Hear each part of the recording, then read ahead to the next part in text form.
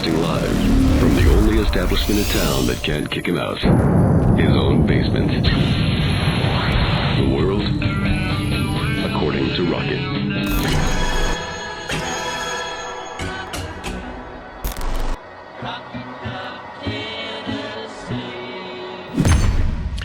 Hey, it is I, Rocket Man. Thanks for watching the channel. If you like this channel, hammer that like button, hammer that subscribe button. I'm trying to get to 1 million subscribers by the end of the week. Don't worry, we have 4 days. One of the most liked videos that I've had in the past couple of months has been offensive coordinator Joey Halzle. Most articulate coach I have ever heard, ever. We are in such good hands. Now, keep in mind, this comes from his relationship with Heupel, right? Let's hear what he has to say about the first week of spring practice. Your guys needed to understand that last year was over. Record-setting season, last year's over. It's a new day. Got to go earn it every day. What do you think of this offense's approach through 3 days of practice? I've been pleased with it.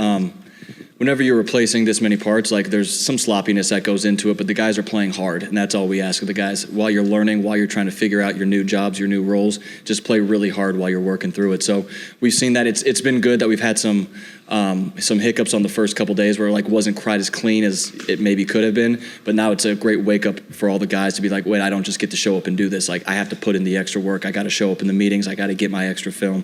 So it's been a really good couple days of practice. Joey, with as much as you read on offense, how difficult is it for a receiver to adjust to your system?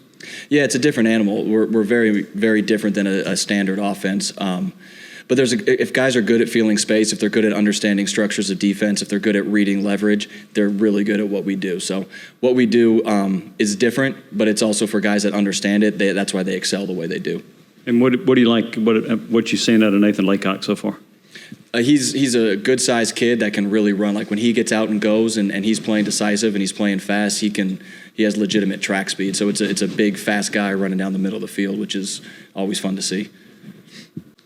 Joe obviously doesn't have Hendon out there beside him. Can Joe have the same competitive edge, or is it a different competitive edge not having that one-to-one comparison with Hendon? Yeah, absolutely, because Joe knows he's competing against himself. That's been the switch that he's made. He doesn't need something external motivating him. He's motivated by himself. He's trying to go out and be the best he is. He knows he's got 1 year of eligibility left, and he's trying to go take advantage of it. So there's no kind of like laid back, I don't have another old guy next to me or something like that. He's competitive. He's dialed in every single day when he takes the field. One of the new midtermers you did not get a chance to look at in bowl practice was Ethan Davis. What are your thoughts on him, and how limited is he going to be from a contact standpoint when you get into full pads? What have you seen out of him to this point? Yeah, Ethan's really, really skilled. He's bigger than you think he is, and you see him out there in pads, and you're like, man, that's a big kid. But really good-sized kid. He can run. He's fluid. He's got loose hips. He's been really impressive to watch run around out on the field, and he's rolling. He's going with us, so he's cleared. He's cut loose, and he's playing ball. Hey, Coach, in the back here. In what areas would you say the early enrollees are benefited the most by coming in early? The biggest thing, and I just had the conversation with the guys leaving the field, is getting to go through spring ball. It allows you to just make mistakes and fail forward. So when you get down to fall camp, when it's time to start getting ready and the real bullets are about to start flying, you're not making those initial freshman mistakes of just trying to figure out what is actually going on, what's my call, seeing the signal, getting my cleats in the ground, all that type of stuff. You get to do that now. So now when you take the field in August, coming back for fall camp, you get to just go play the way you know how to play. You're not trying to figure out what's going on. That's the biggest advantage that you get. You get to fail forward every single day.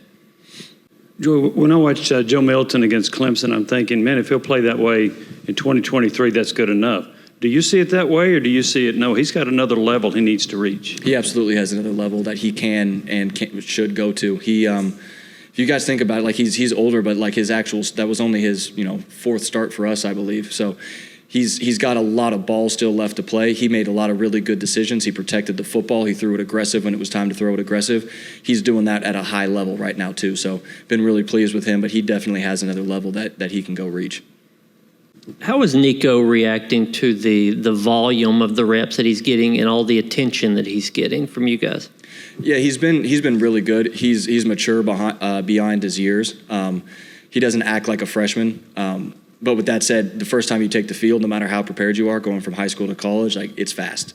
It's fast. There's a lot more on you. We put as much on the quarterback as anybody in the country, if not more.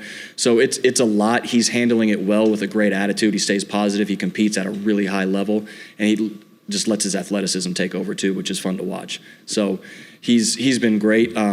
But it is hard. It's people forget how hard it is to come in and play as a true freshman here at any level of college football. It's just a different animal.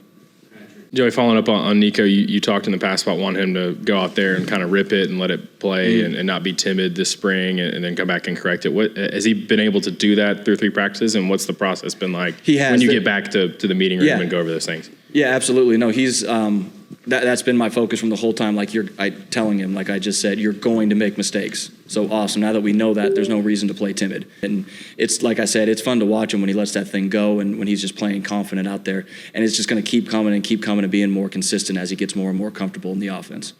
Joey, with Milton, how much has he improved with his touch on shorter passes? It's been like high end. That was one of the biggest things that he did so well against Clemson, was our underneath game, and our mid-range stuff was completed at a really high clip. I can't remember the exact percentage, but it was at a high level. So we work it every single day.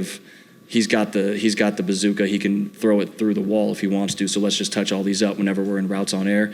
But then what I always say is we work on that during our routes on air. But when it's time to take the field, you got to see it and react. If it calls to be touched up, touch it up. If it's time to put a little vapor trail on it, like drive off your back hip and let that thing go. So I'm never going to pull him back and not let him use what he has, but we'll work on what he needs during our individual periods. Do you ever talk to him about, I know you can throw an orange a long way or a basketball a long way, but I don't really know if I want to see you do that. I don't want to see it again.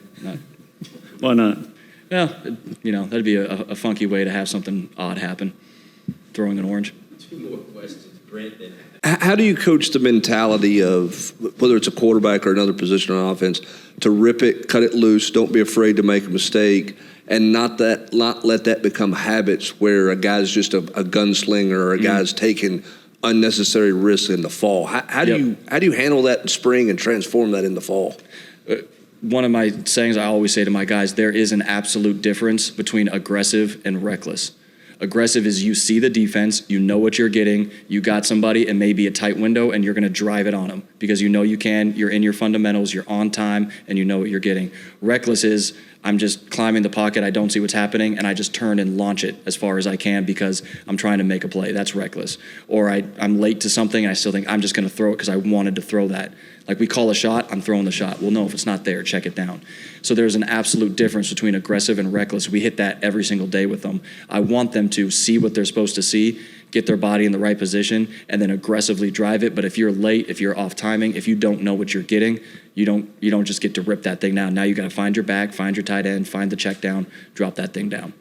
So it's a completely different animal, but they are coached that way. And in the same breath, when they do make a mistake that's aggressive, you can't tell them to be aggressive and then chew them out for making a mistake. It doesn't work that way. You have to let them make their mistakes as they're playing aggressive and then coach the mentality through it of let's make sure we're not just predetermining what we're throwing here. There's a difference between that and seeing what I'm seeing and reacting to it. With Nico's transition from high school to college, is there a bigger gap of the learning curve in what he's seeing from high school defenses to now what he sees, or from a high school offense and what he has to learn here? That's a good question. It's probably pretty similar. There's more on the quarterbacks here pre-snap, probably than you would have had to done, but you're still seeing your structures, your route concepts, and all that type of stuff. There's always some kind of carryover with that. But with the pace we go at, and with him having to make the calls and understand his protections and his pressure rules and his loaded and unloaded rules and all that type of stuff, that's a whole different animal. But day one against Coach Banks' defense, you're getting the kitchen sink thrown at you right from the beginning. And my message after practice to him that first day was, this is good. You have no idea how good this is for you, that you just saw all this funky blitzes, front stemming, going from 3 down to 4 down to like it's all over the place. And yeah, you got to play fast and still operate within it. Like this is setting you up for success here moving forward because you're going to get every look under the sun this spring and summer. Is that intentional for Coach Banks to show him that? Is it something that you prefer? I love it. When Coach Banks ever asks like, hey, do you need to see anything specific? I say, just bring it. Like, I don't care. I want our guys to have to react. But that's how aggressive he calls the game. Coach Banks calls the game extremely aggressively. What we do on defense matches what we do on offense. So it's fun to watch him call, and every once in a while he gets you, and you're like, all right, that was a good one right there. But it's a fun little cat and mouse, and it's so beneficial for our entire team. We're talking about the quarterbacks, but for the wideouts, the tight ends, pressures are coming from everywhere, hot adjustments, all that. It's just something new every day they got to adjust to. Want to thank our sponsor today, LuxuryTravelNashville.com. If you're going around the world, around the corner, at Dream Vacation, call my buddy Deb. Just call Deb.